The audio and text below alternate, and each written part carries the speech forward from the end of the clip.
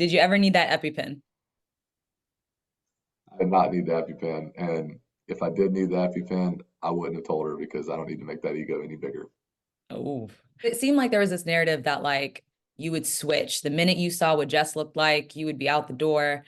Were you that interested in finding out what she looked like, just maybe out of curiosity, or were you trying to maybe pursue something with Jess down the road?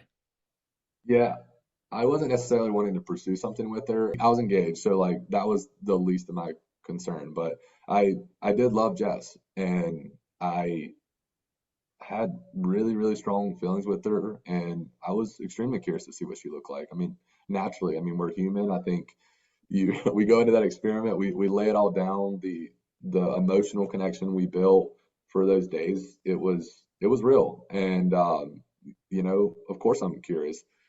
It's getting blown out. Like you can look at her and people are gonna point fingers like, oh, like Jimmy fumbled the bag and all this stuff. Like she was just as curious too. Everybody saw it in this last drop. She made the comments about, me not being she made the comments about me following her, unfollowing her, going private.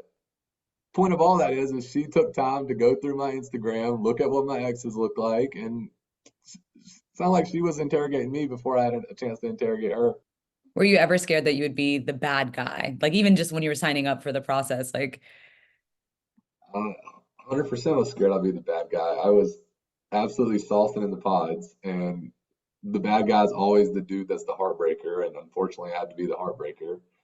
So yeah, it's not fun, but like I know I'm a good guy. I know the people around me, that the friends and family that actually know me as a person, they all love me and they think very highly of me.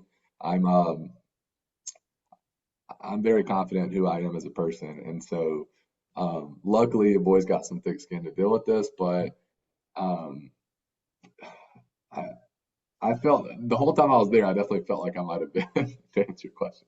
was her having a daughter a big factor in why you decided to go with Chelsea? Was that too much for you? Or again, is it just how she talked to you, you realized that you weren't able to handle this? Yeah, I think it was really offsetting. She waited so late to tell me.